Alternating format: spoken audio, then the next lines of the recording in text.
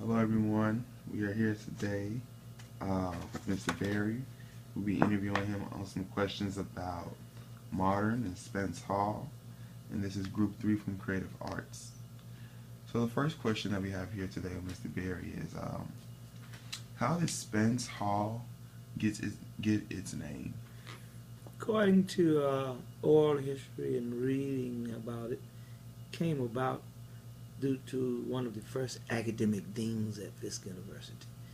And I think the board they got together and wanted to name a building after Adam K. Spence because the contribution that he made to the university and student life.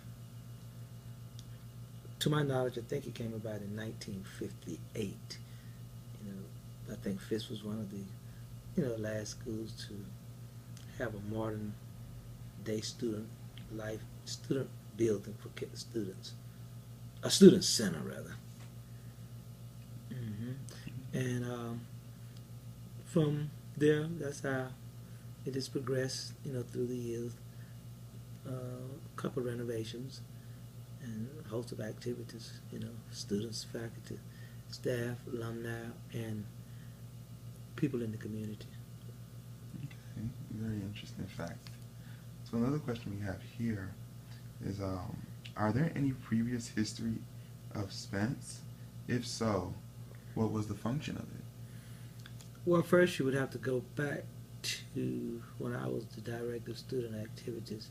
It went through a transitional phase in terms of being renovated under a president by the name of Rutherford B. Atkins. He wanted a new renovation, with the student center. So when that came about, everybody had to move out, and some of my colleagues moved over to Carnegie Hall, some moved to the lower level of Jubilee Hall.